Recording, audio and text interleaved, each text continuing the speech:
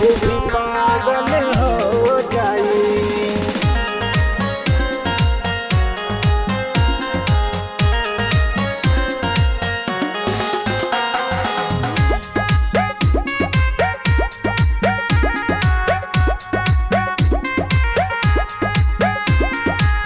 ललकी ओढ़निया ओढ़ी के अईबू केहू भी पागल हो जाई। केहू भी पागल हो जाई। ललकी ओढ़निया ओढ़ी के अईबू केहू भी पागल हो जाई। तोहर रूपावा सलौना मन के मोहिए जाई। तोहर रूपावा सलौना मन के मोहिए जाई।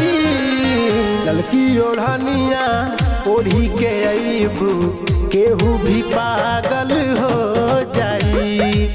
ललकी ओढ़निया ओढ़ी के अईबू केहू भी पागल हो जाई। ललकी ओढ़निया ओढ़ी के अईबू केहू भी पागल हो जाई।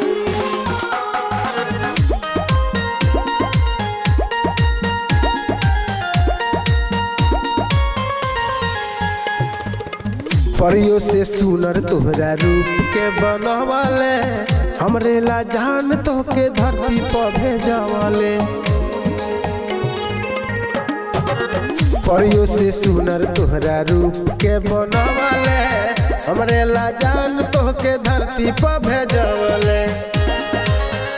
तोहर रूपावा सलौना मन के मोहिए जाई। तोहर रूपावा सलौना मन के मोहिए जाई।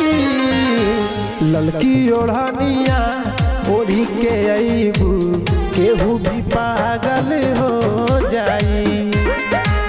ललकी ओढ़निया ओढ़ी के अईबू केहू भी पागल हो जाई। ललकी ओढ़निया ओढ़ी के अईबू केहू भी पागल हो जाई।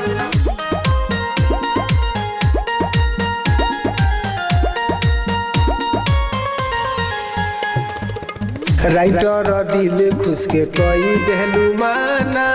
मेघा बादल तो पे मारा तारे ताना।